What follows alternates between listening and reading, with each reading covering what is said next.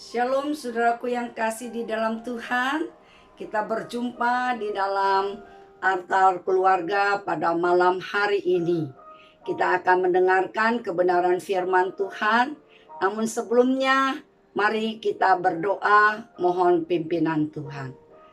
Kami bersyukur kepadamu Tuhan atas kasih anugerah kebaikan yang Tuhan sudah nyatakan dalam kehidupan kami. Di tengah-tengah situasi yang mencekam karena banyaknya pandemi COVID di saat ini, terkadang membuat kami ada rasa cemas, mungkin juga takut. Kiranya Tuhan Engkau menolong kami. Melalui firman Tuhan ini, kami boleh diingatkan dan kami boleh senantiasa saling mengasihi satu dengan yang lain. Di dalam nama Yesus, kami berdoa dan mengucap syukur. Amin. Kita buka satu bagian firman Tuhan yang diambil dari Matius pasal yang ke-18, ayat yang ke-15 sampai dengan ayat yang ke-20. Matius pasal 18 ayat 15 sampai 20. Demikian firman Tuhan katakan. Tentang menasehati sesama saudara. Apabila saudaramu berbuat dosa, tegurlah dia di bawah 4 mata. Jika ia mendengarkan nasihatmu, engkau telah mendapatnya kembali. Jika ia tidak mendengarkan engkau, bawalah seorang atau 2 orang lagi, supaya atas keterangan 2 atau 3 orang saksi, perkara itu tidak disangsikan. Jika ia tidak mau mendengarkan mereka, sampaikanlah soalnya kepada jemaat. Dan jika ia tidak mau juga mendengarkan jemaat, pandanglah dia sebagai orang yang tidak mengenal Allah atau seorang pemungut cukai. Aku berkata kepadamu, sesungguhnya apa yang kamu ikat di dunia ini akan terikat di sorga. Dan apa yang kamu lepaskan di dunia ini akan terlepas di sorga. Dan lagi aku berkata kepadamu, jika 2 orang daripadamu di dunia ini sepakat meminta apapun juga, permintaan mereka itu akan dikabulkan oleh Bapakku yang di sorga. Sebab di mana 2 atau 3 orang berkumpul dalam namaku, di situ aku ada di tengah-tengah mereka. Sedemikian jauh pembacaan firman Tuhan. Yang berbahagia adalah orang yang membaca, merenungkan firman, dan mengamalkan firman itu di dalam kehidupan sehari-hari. Saudara-saudara, saat ini ada banyak sosial media ya, yang memuat tentang keributan suami istri yang diupload di sosial media. Saudara, apakah itu pantas? Keributan rumah tangga diupload di sosial media. Bukan hanya itu, ada lagi ya, keributan antar saudara ya, mungkin kakak ipar dengan adik ipar dan sebagainya. Hal yang seperti demikian juga bisa diupload di sosial media. Keributan antar teman, ya, antar sahabat yang tadinya mereka baik-baik saja, tapi oleh karena kesalahpahaman yang hanya mereka yang tahu, kalau tidak diupload di sosial media, orang lain tidak tahu. Saudaraku, betapa mengerikan, ya. Ada banyak hal-hal yang sifatnya begitu pribadi, namun menjadi konsumsi publik. Saudaraku, saya mau tanya, apakah hal ini pantas? Apalagi kalau itu terjadi di lingkungan orang-orang yang mengatakan bahwa mereka adalah pengikut daripada Tuhan Yesus.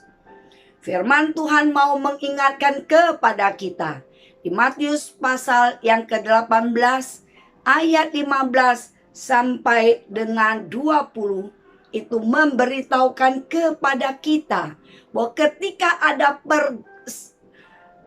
perbedaan pendapat atau ada hal-hal yang menyangkut dengan dosa atau kesalahan, ya, firman Tuhan katakan sebaiknya adalah bertemu empat mata.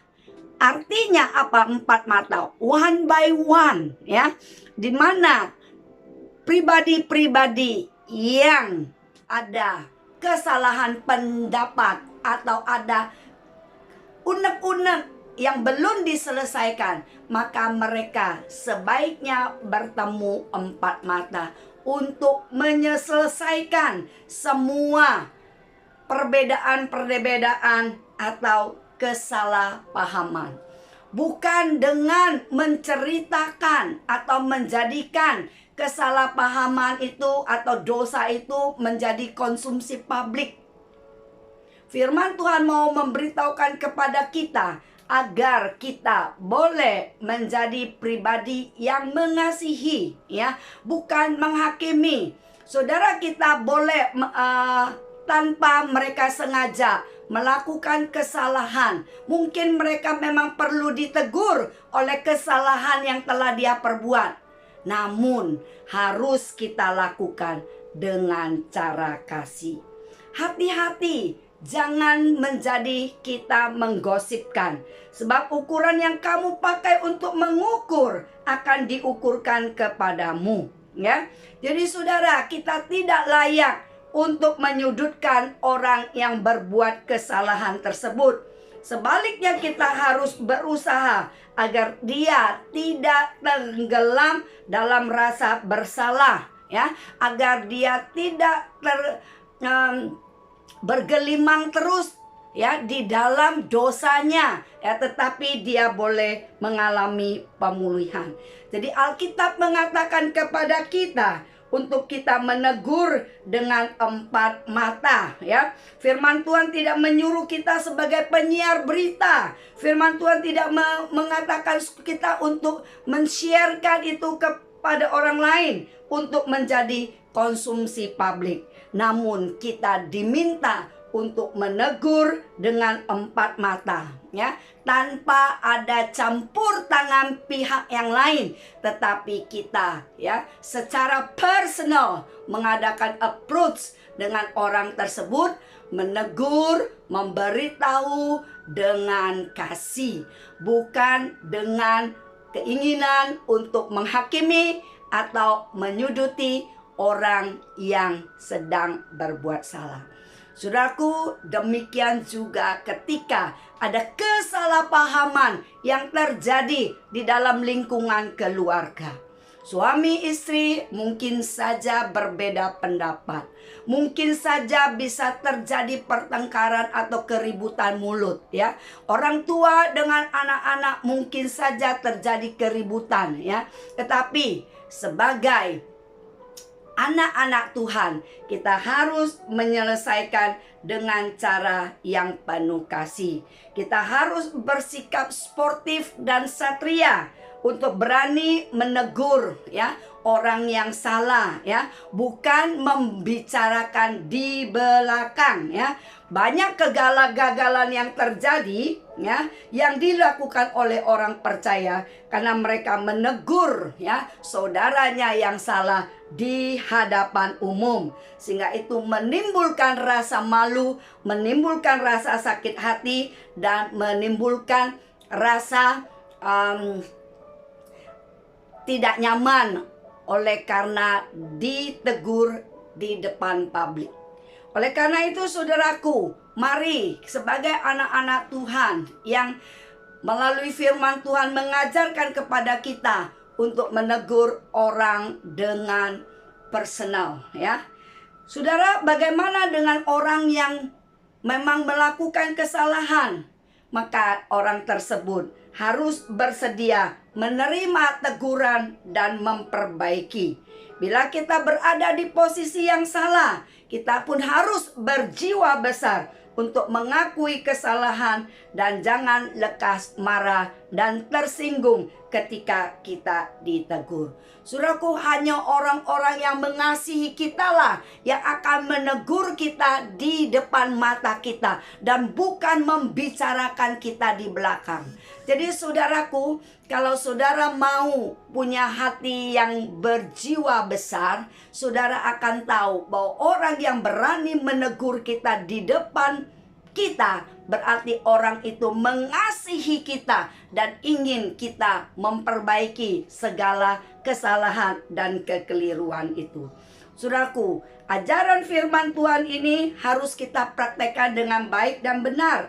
Kita percaya bahwa tidak ada orang yang sempurna di dunia ini. Terkadang kita sendiri pun melakukan kesalahan-kesalahan, ya. Oleh karena itu, mari kita belajar. Kita mau hidup rukun, penuh cinta kasih satu dengan yang lain, baik di dalam keluarga maupun di dalam gereja atau di tempat kerja kita. Karena sungguh alangkah indahnya jika kita hidup di dalam penuh kerukunan. Sungguh alangkah baiknya dan indahnya apabila saudara-saudara, ya, diam bersama dengan rukun, seperti minyak yang baik dan di atas kepala meleleh ke janggut dan meleleh ke janggut Harun dan ke leher jubahnya, seperti embun gunung Hermon yang turun ke atas gunung-gunung Sion. Sebab kesanalah Tuhan memerintahkan berkat kehidupan untuk selama-lamanya. Jadi saudaraku, ketika kita hidup rukun satu dengan yang lain, maka kita akan melihat, ya, bahwa berkat Tuhan akan tercurah bagi kita. Saudaraku, kita juga harus belajar, ya. Ketika ada teguran, ya, kita tidak perlu ada hard feeling, ya. Kita tidak perlu ada rasa marah, ada merasa terluka. Mengapa? Karena itu adalah bagian daripada kasih, daripada persaudaraan. Orang menegur kita ingin membuat kita menjadi lebih baik. Saudaraku, firman Tuhan mengatakan kita tidak boleh ada hard feeling. Karena kalau ada hard feeling di dalam diri kita, itu akan menjadi penghambat terjawabnya doa-doa kita, ya. Firman Tuhan kasih tahu kepada kita di ayat yang ke-19, dan lagi aku berkata kepadamu, jika dua orang daripadamu di dunia ini sepakat meminta apapun juga, permintaan mereka itu akan dikabulkan oleh Bapakku yang di sorga. Jadi saudara, bagaimana Tuhan bisa menjawab doa kita kalau kita masih ada hard feeling, ya? Firman Tuhan memberitahukan kepada kita, kita harus sepakat. Sepakat berarti ada dua pihak, ya. Jadi kalau kita sebagai suami istri atau sebagai saudara seiman, ya, atau sebagai teman di tempat pekerjaan, jika kita masih ada hard feeling, kita mau berdoa untuk orang lain, bagaimana bisa terjadi mukjizat Tuhan, ya. Firman Tuhan katakan kalau ada kesepakatan, ya, kesepakatan meminta apapun, maka permintaan mereka akan dikabulkan oleh Bapakku di sorga. Saudara, kita punya niat baik untuk mendoakan orang, ya. Kita lihat teman kita bergumul, kita ingin berdoa. Tetapi kalau tidak ada kuasa sepakat, masih ada dosa yang menyelimuti kita, dan itu akan menjadi penghalang terjawabnya doa kita. Saudaraku yang kasih di dalam Tuhan, mari kita belajar untuk tidak mempunyai hard feeling, ya. Perasaan yang terluka harus kita buang, ya. Tidak lagi ada boleh terjadi kecurigaan satu dengan yang lain. Tidak lagi boleh ada dendam di dalam diri kita. Kalau masih ada dendam di dalam diri kita, saudara berdoa berjam-jam, ya, doa saudara tidak dijawab. Karena apa? Karena ada dosa yang menjadi penghalang. Saudaraku, di mana ada orang yang berdoa dengan kuasa sepakat dan sungguh-sungguh menyerukan satu topik, maka Tuhan yang ada di sorga, Ia akan mengabulkan doa kita jika itu permintaan kita sesuai dengan kehendak Bapa. Jadi saya perlu garis bawahi, sekalipun itu kita sudah sepakat untuk mendoakan sesuatu, kalau itu tidak di dalam kehendak daripada Tuhan, maka Tuhan juga tidak akan menjawab. Jadi jawaban daripada doa bisa yes, bisa wait, bisa no. Kalau tidak sesuai dengan kehendak Tuhan, maka doa kita tidak akan dijawab. Berarti kalaupun dijawab, jawaban doanya adalah no.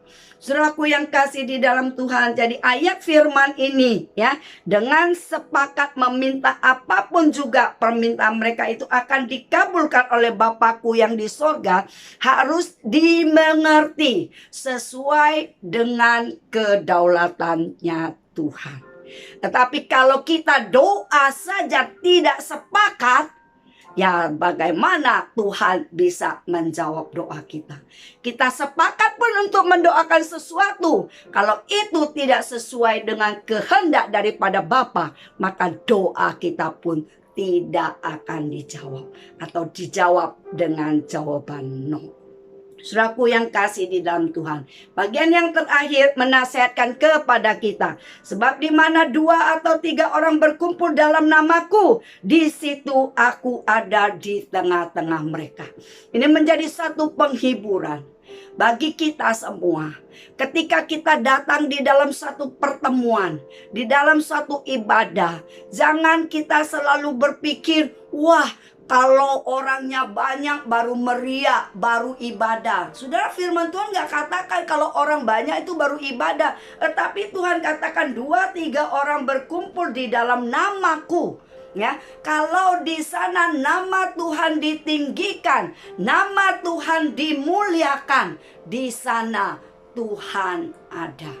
Jadi apalah artinya orang banyak ya, katanya bersekutu, tetapi di waktu persekutuan itu nama Tuhan tidak dimuliakan. Banyak orang menggunakan persekutuan dengan motivasi yang tidak benar. Ya, ada orang pergi ke persekutuan dengan motivasi untuk menambah relasi. Siapa tahu bisa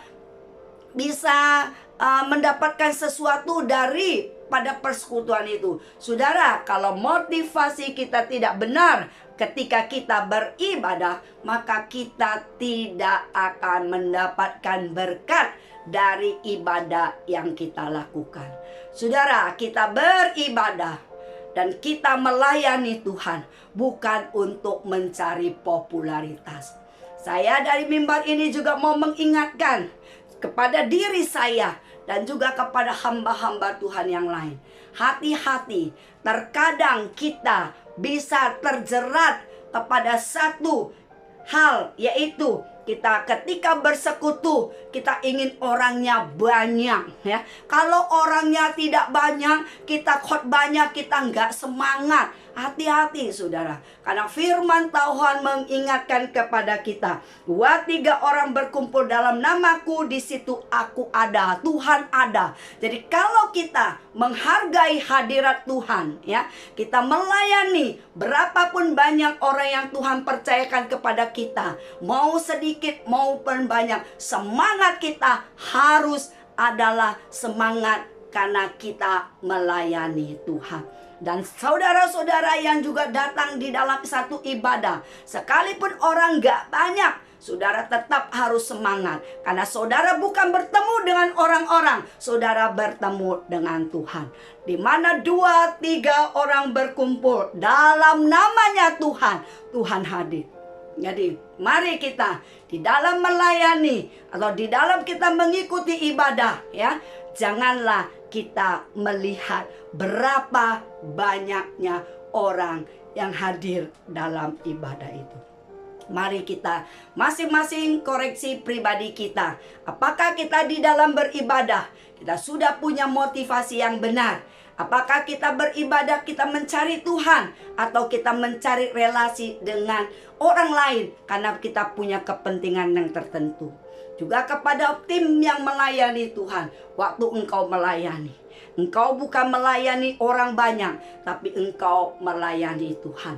Apakah engkau memuliakan Tuhan di dalam pelayananmu? Kalau engkau melakukan pelayananmu untuk memuliakan Tuhan, maka pelayananmu akan diberkati. Jika engkau melayani dengan motivasi supaya engkau menjadi populer, bukan untuk kemuliaan nama Tuhan, hati-hati, pelayananmu tidak akan diberkati. Saudaraku yang kasih di dalam Tuhan, jadi bagian firman Tuhan di Matius pasal yang ke-18 ayat 15-20 sungguh boleh menasehatkan kita sebagai sesama saudara seiman. Saudara, mari kita berbuat yang terbaik yang kita bisa lakukan bagi saudara seiman kita. Kalau kita bisa berbicara dengan orang luar dengan begitu sopan, mengapa kita tidak bisa berbicara dengan sopan kepada orang-orang yang di dekat kita, kepada keluarga kita, suami kita, atau istri kita, atau sahabat-sahabat dekat kita? Saudaraku, mari jangan lupakan kebaikan daripada orang-orang yang terdekat dengan kita. Hanya orang-orang yang dekat dengan kita lah, karena mengasihi kita, dia berani menegur kita. Dan kita sebagai orang yang ditegur, belajar untuk menerima akan setiap teguran, karena itu dalam rangka kasih. Jangan pernah menyimpan hard feeling, jangan merasa menyimpan hati yang terluka, karena itu bisa membuat hati kita tidak damai sejahtera. Mari kita berdoa. Tuhan, kami sungguh bersyukur untuk firman-Mu yang menasihatkan kami untuk kami hidup baik di hadapan Tuhan dan menjauhi segala perbuatan dosa kami. Jika kami berbuat salah, Tuhan ajar kami boleh menjadi pribadi yang mau ditegur dengan orang lain dan kami menerima dengan hati rela. Tuhan juga ajar kami untuk belajar menegur orang dengan kasih, dengan penuh perhatian dan kepedulian, bukan dalam rangka untuk menghina atau dalam rangka kami ingin memojokkan atau menghakimi. Tuhan, tolong kami rindu untuk menjadi anak-anak Tuhan yang sungguh boleh mempermuliakan nama Tuhan di dalam hidup kami. Apa yang kami lakukan di dunia ini, jika itu menyenangkan hati Tuhan, kami percaya itu mempermuliakan nama-Mu. Tuhan, tolong kami agar kami senantiasa mempunyai sepakat di dalam mendoakan banyak hal, dan kami juga belajar untuk menjadi orang-orang yang bersekutu dengan hati yang sungguh, motivasi yang benar, dan juga kerinduan untuk memuliakan nama Tuhan. Terima kasih Tuhan. Tuhan lihat kami semua, dan saat ini kami berdoa untuk negara kami yang situasi pandemi COVID yang begitu banyak. Tuhan, tolonglah agar pemerintah dapat menyelesaikan permasalahan ini dengan baik dan benar. Tuhan, tolong agar vaksin yang sedang berjalan boleh dilakukan dengan masif dan banyak orang yang boleh divaksin sehingga pandemi ini segera mereda. Tuhan, ajar juga masyarakat untuk menerapkan protokol kesehatan dengan baik dan benar sehingga kondisi negara kami boleh menjadi lebih baik dan lebih baik lagi.